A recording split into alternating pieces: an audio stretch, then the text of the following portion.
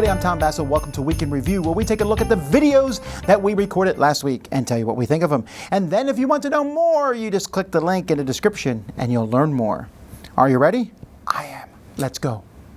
Hey everybody, Z Garcia here. So I did 3 reviews last week. Here we go. Zaken. This is a dice game. I rate this a 5 out of 10. In it, you are betting on how well other people are going to roll dice, or you are trying to roll well yourself. Maybe not if everybody bet on you.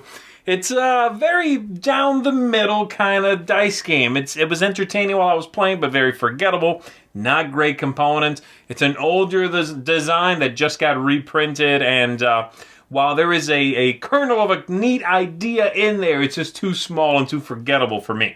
I reviewed Spy Tricks, which I rate a 7 out of 10, and this is a trick-taking game meets a deduction game, which I did not expect it would work particularly well, but it does. I really enjoyed this one. Components are not great, tiny itty-bitty cards, a paper playmat, but the gameplay is solid, and I did enjoy the way in which a hand of tricks evolved throughout the game. Really neat stuff. And then lastly, I reviewed Monkey Temple, an 8 out of 10, and this is one that surprised me the most. It looked like maybe a little bit of a Euro game from the cover, but it is a party game. A pretty silly party game in which you are trying to figure out what thing the monkey stole from whom. You put out characters and things that got stolen. I really enjoyed it. It's something we've kind of seen before, but this one tackles it in an engaging way, and one that really wants to encourage conversation around the table, and that's a great thing. In my opinion, I like that in party games a lot. So that's it for me. Thanks for checking this out. See you on the next one. Hey folks, welcome back to another Week in Review. This week did 2 reviews for you. Didn't get a first impressions done because the one that we did on Tuesday, it was prototype, so I don't want to give a first impression of that. So we did do Volleyball High though, so you can go check that out and see how it played through. So that's that. But I didn't do a first impressions of it. Now, I did do 2 reviews. One was for a game called Zoar. Did not like this one at all. I gave it a 4 out of 10. So go check the review out. You'll see why. And you can make your own conclusions based on there. Let me know in the comments whether you agree or disagree. Second one was for an expansion for one of my favorite games from 2018. And that is Big Trouble in Little China's expansion called The Legacy of Lo Pan. Gave this one an 8 out of 10. So I really enjoyed it. Had a lot of fun with it. So looking forward to seeing what we can do in the future. So that's it for me this week. We'll see you on the flip side. Okay, so for me, first of all, I gave a 4 to Last Galaxy, sorry.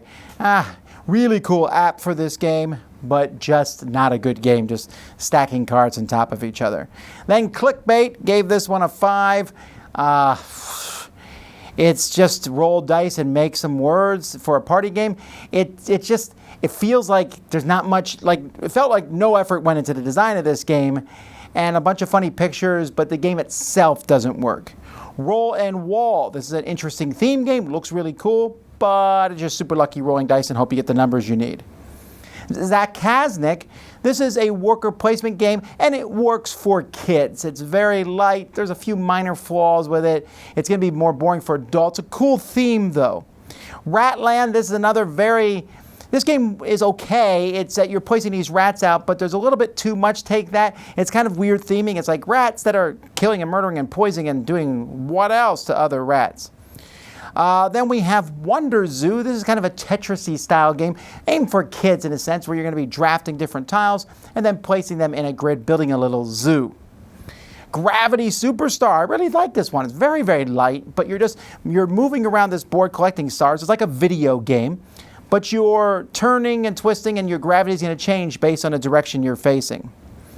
Potion Explosion, also a 7. The Sixth Student. This is an expansion for Potion Explosion, which adds a wild kind of marble and a plastic dispenser. And you can play with more players, but that part I don't care about. Also another expansion, the Jumbo Jets for Jet Set. This is the second expansion with 5 modules. 3 of them I really liked of those modules. Easy to add and fun to this great game.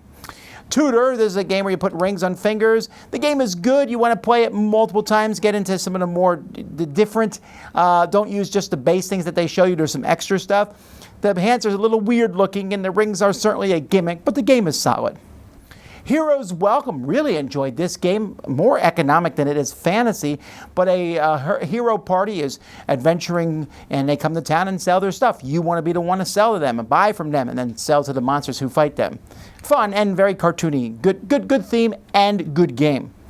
And then Zoo Break. Really like this one a lot. It's a it's a cooperative game that just works really well for kids especially, but also for adults, as animals are escaping a zoo and you got to work together to get them back in their cages. Really like this one a lot and highly recommend it. Also, over the past week, we did a board game breakfast, live board game breakfast with a snack talk. We did a few live plays for you and a live crowd surfing. So all that stuff went up last week. Hope you enjoy it. Thanks for watching Week in Review. Until next time, I'm Tom Vassell, and this is the Dice Tower.